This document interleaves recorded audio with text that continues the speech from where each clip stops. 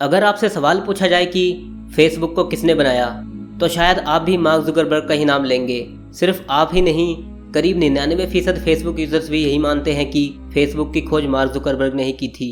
लेकिन आज इस वीडियो को पूरा देखने के बाद आप भी जान जाएंगे कि फेसबुक को बनाने वाला असल में एक भारतीय है और जुकरबर्ग ने धोखे से फेसबुक के आइडिया को चोरी करके अपने नाम रजिस्टर करवा लिया था।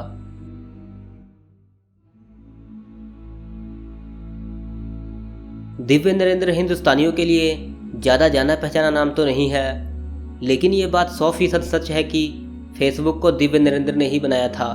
आप चाहें तो गूगल पर सर्च कर सकते हैं, आपको ऐसे सैकड़ों आर्टिकल मिल जाएंगे जो साफ साफ बताते हैं कि फेसबुक का असली फाउंडर दिव्य नरेंद्र ही है। यहाँ तक कि इंटरनेट की दुनिया का सबसे भरोसेमंद वेबसाइट विकिपीडिया पर भी ये बात साफ तौर पर लिखी है कि कैसे मार्क जुकरबर्ग ने बड़ी ही चालाकी से दिव्य नरेंद्र को धोखा देकर फेसबुक को बनाया। दिव्य के माता पिता एक भारतीय थे और शादी करने के बाद वे अमेरिका में बस गए थे। दिव्य का जन्म 18 मार्च 1982 को न्यूयॉर्क में हुआ था। दिव्य भारतीय मूल के अमेरिकी नागरिक हैं। पेशे से दिव्य के माता पिता डॉक्टर थे और दूसरे भारतीय माता पिता की तरह वे भी दिव्य को डॉक्टर बनाना चाहते थे, पर दिव्य को यह मंजूर नहीं था। उनके अंदर एक एंटरप्रेन्योर बनने का सपना था। तमाम संघर्षों से गुजरते हुए वह ऐसा करने में सफल भी हुए और 2008 के अमेरिकी कोर्ट के फैसले के बाद यह बात पक्की भी हो गई कि दुनिया की सबसे बड़ी सोशल नेटवर्किंग साइट फेसबुक का आइडिया दिव्य नरेंद्र का ही था। दरअसल फेसबुक का जन्म हार्वर्ड कनेक्शन सोशल साइट की निर्माण प्रक्रिया के दौरान हुआ। दिव्य हार्वर्ड कनेक्शन प्रोजेक्ट पर काफ़ी आगे बढ़ चुके थे। उसके काफ़ी लंबे समय बाद जुकरबर्ग इस प्रोजेक्ट में सिर्फ एडवाइज़र के तौर पर शामिल हुए थे, लेकिन पूरी चालाकी से उन्होंने इस प्रोजेक्ट को चुरा लिया और बाद में बाकायदा फेसबुक नाम से डोमेन भी अपने नाम रजिस्टर करवा लिया। इसी बीच दिव्य और उनके सहयोगियों की जुकरबर्ग से तीखी नोकझोंक भी हुई, लेकिन बाद में यूनिवर्सिटी मैनेजमेंट ने मामले में हस्तक्षेप किया और दिव्य को कोर्ट जाने की सलाह दी। दिव्य ने जुकरबर्ग के खिलाफ 2004 में अमेरिका की एक अदालत में मुकदमा कर दिया।